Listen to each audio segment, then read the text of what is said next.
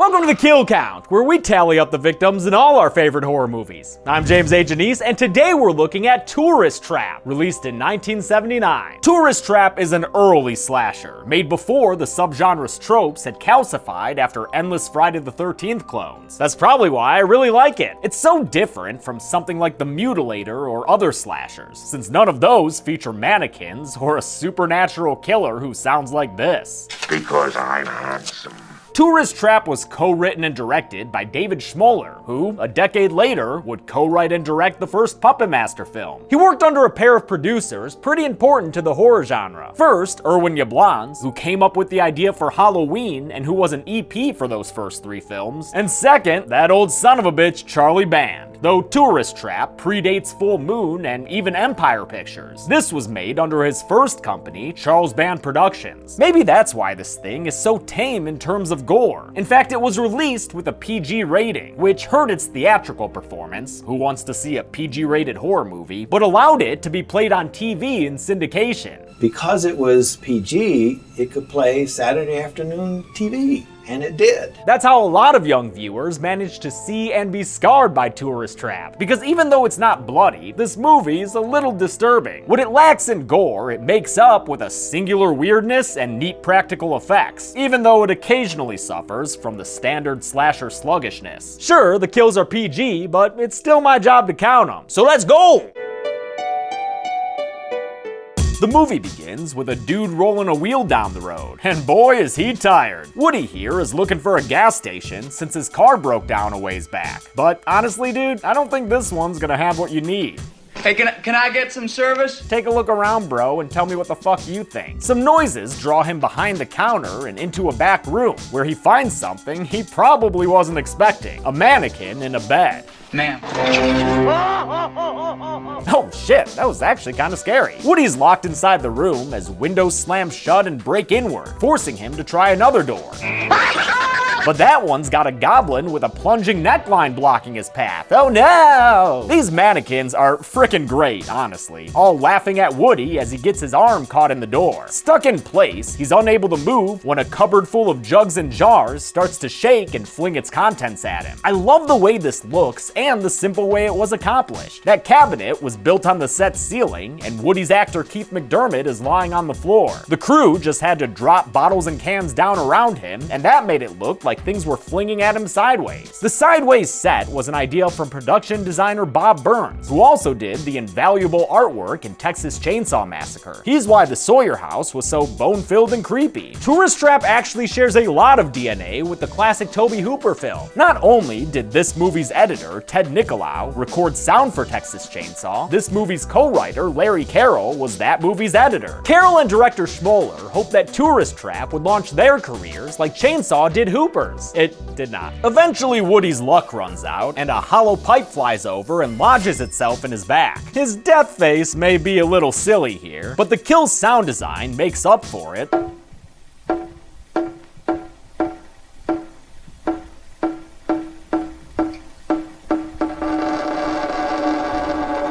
As we realize that we're listening to Woody's blood drip out of the pipe and onto a metal tray. Pretty damn morbid, but somehow way less disturbing than the next sound we hear. The pipe worked good. Where my pretty one? Oh, I need some pretty ones. The fuck was that? Sounded like those alien voices in Brightburn. Back at his car, Woody's girlfriend Eileen gets a roadside rescue by some friends on their way to help Patton in North Africa. They find Woody's tire near the sign for a tourist trap called Slauson, so that's where they head to look for him. Before they can make it there though, the passengers of the B McBee find their Jeeps no longer functioning, and also its headlights are randomly exploding. That's not gonna help us beat Rommel. As Jerry here starts to work on his vehicle, the three ladies run off and find a waterfall oasis. Wonder what they're thinking of doing. Surely not going for a swim. I mean, after all, we didn't bring our bathing suit. You can't argue that. So? Who needs a bathing suit? Oh wait, yeah you can, if you want to have a skinny dipping scene. Yep, even though this is a PG-rated movie, it's still got Charles Band's name on it, so bring on the suggestive skin. The girls start having an unusually scared-looking swim when a reason to be scared finds them. Howdy. You kids enjoying yourselves? This comfortable cowboy is Mr. Slauson, and he talks real nice and friendly as he sits there, making these women feel clearly threatened. He tells them this is part of his property, since he owns the roadside attraction with his name on it, although business dried up a while back when the government built a new highway. Everyone's in such a damn hurry these days. After finally leaving the girls to get dressed, Slauson shows up at Jerry's Jeep offering to help. To make them more comfortable, he takes them to his out-of-business junk museum and shows them around. Mr. Slauson is an easy character to distrust, but the great thing about Chuck Connors' performance is that you really want to believe he's a good guy. Hell, I was kicked out of the Navy when I was 19, kicked in the head when I was 20, and kicked into jail when I was 21. And those were just to warm me up for what life had in store for me. Chuck Connors had a hell of an interesting life. His acting career saw him as the star of a long-running Western series called The Rifleman, and various movies including Soylent Green and the OG Flipper. And before all that, he was a professional athlete. In fact, he's one of only 13 people who played in both the MLB with the Cubs in '51 and the NBA with the Celtics in the late 40s. He was also the first basketball player to ever shatter the backboard with a shot, and he once got a hug from Leonid Brezhnev. Again, hell of an interesting life. Slauson says that all the lifelike mannequins in his museum were made by his brother Davey before he left this tourist trap to make it big in the city. You know, like your average hotshot mannequin maker. He leaves with Jerry to go work on the Jeep and tells the ladies to stay put while he's gone. But Eileen doesn't trust the guy and decides to go look at a house she sees next door, hoping it'll have a phone that she can use. The other two ladies, Molly and Becky, stay at the museum as instructed. Eileen gets to the neighboring house as dusk settles in and straight up walks inside after hearing some voices. Okay by me. I'd just as soon. But who could have said that? These folks are just dummies! Eileen.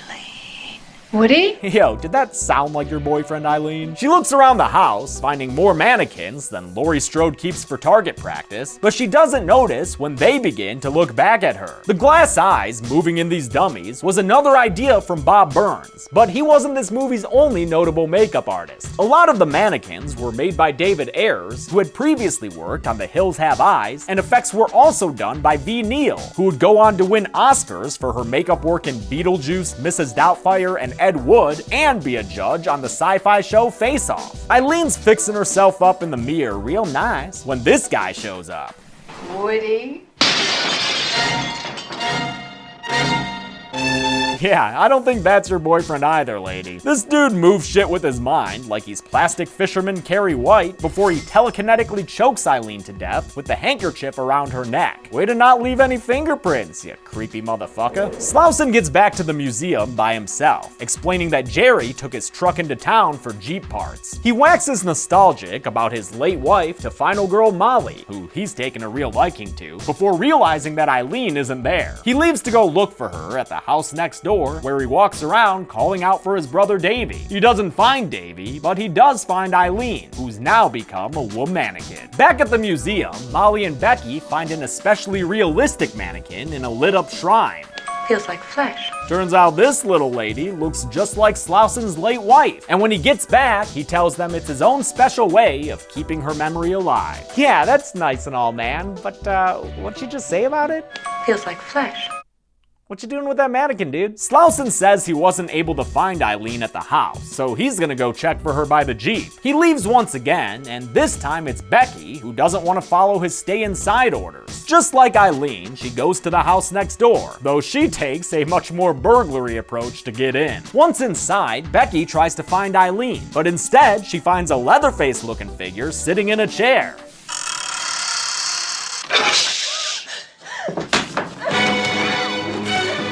Whoa, what was that Mortal Kombat air teleport tackle? Damn, this mofo's mystical as hell. Becky has a multi-round battle with a whole bunch of mannequins who break out into vocal warm-ups before launching their final attack. With repeated sighing moans, the dummies fall inward and pin Becky to the floor. And let me tell you something, it is not a pleasant view from down there. The masked figure takes her into a basement where he's already got Jerry tied up, as well as another woman named Tina on a table. And boy does he like her. You're so pretty. But Tina doesn't return a compliment, Why don't you like me? so he goes upstairs dejected. Jerry realizes that this guy must be Slauson's crazy brother Davy, and Tina shares the fun fact that he's going to kill them all. We're all going to die. Thanks, Tina. At least Davy dresses up before he commits heinous crimes. I mean, you gotta be festive about it, you know? We are going to have a party. How do I look, huh? How do I look? You look great, guy. Davy's idea of a party is drinking and drying. Drying plaster all over Tina's face, that is. It's a great unsettling scene as the killer covers Tina's face with goop and narrates how awful this whole experience must be for her. Your world is dark.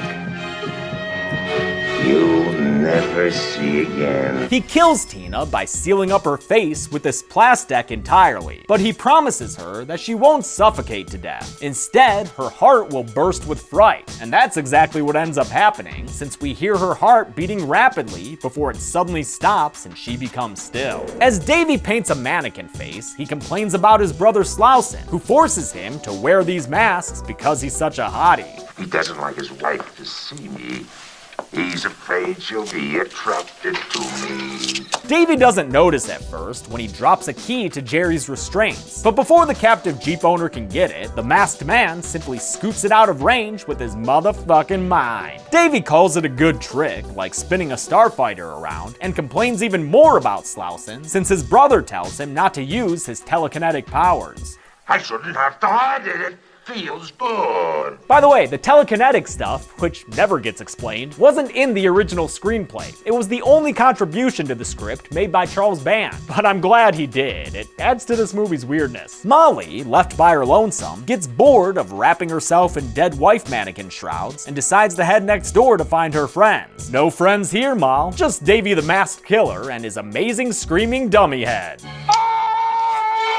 We get a standard slasher chase scene through the woods, although this one does benefit from that screaming dummy head and Davy calling out "little girl." Can't complain too much about a chase scene when it includes something like this.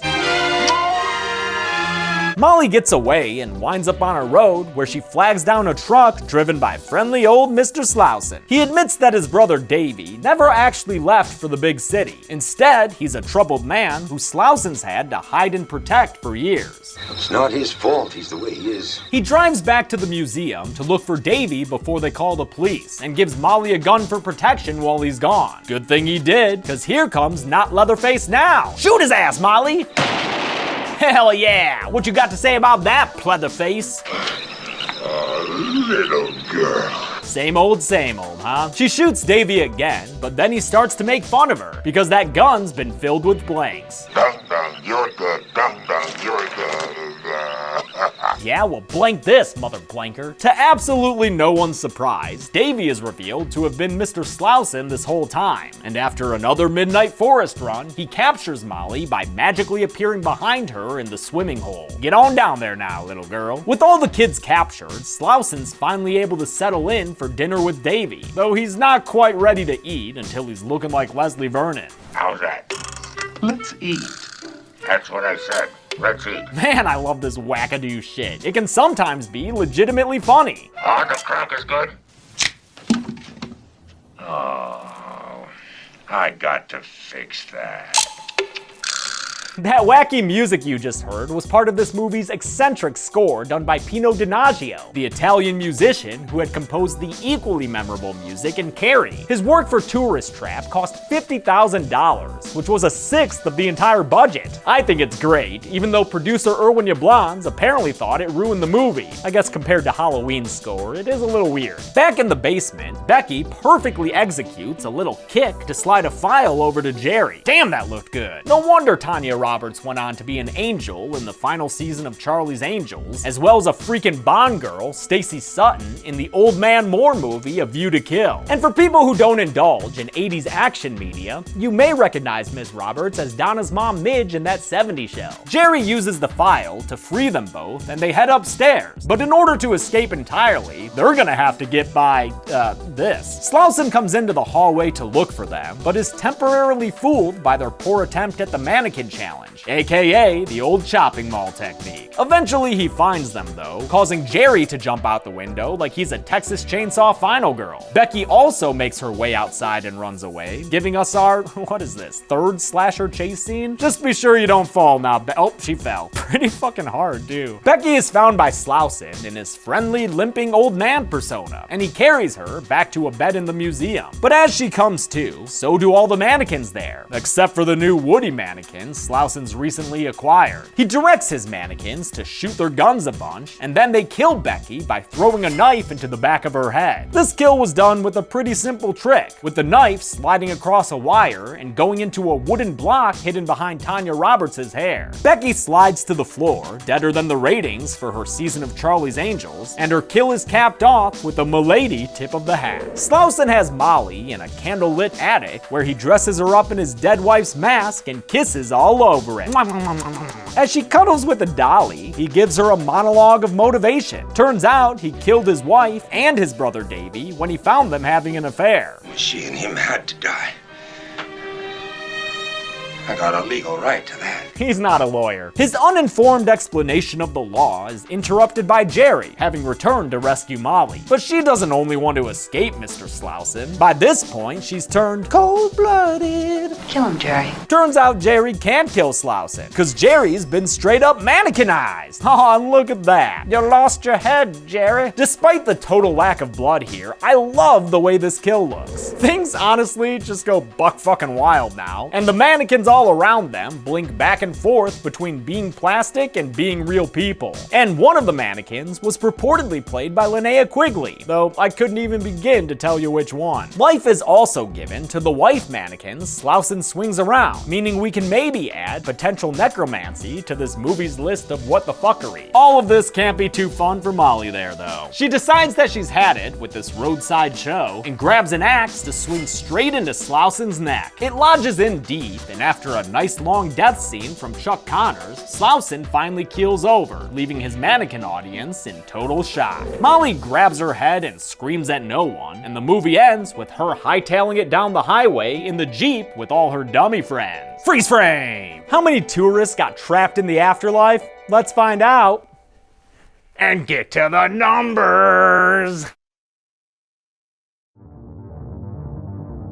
6 people died in Tourist Trap, and with 3 male and 3 female victims, we got ourselves an evenly divided pie chart of death. With a runtime of 85 minutes, that left us with a kill on average every 14.17 minutes. I'll give the Golden Chainsaw for coolest kill to Tina, which may be the most bloodless death to ever win the award. It's so haunting and sinister the way it plays out, and actor Dawn Jeffrey Nelson says they had to film the scene 5 to 8 times. Couldn't have been fun, since the plaster put all over her face was either mashed potatoes or whipped cream. Sticky! Dull machete for lamest kill will go to Mr. Slauson, whose telekinetic powers couldn't save him from a quick and simple axe to the neck. And that's it. Tourist Trap came out in 1979 and is on Shudder if you want to give it a watch. I recommend you do. It's a lot of fun and reportedly one of Stephen King's favorite horror movies. Speaking of Mr. King, we'll continue the Carrie franchise on Friday. But until then, I'm James A. Janice.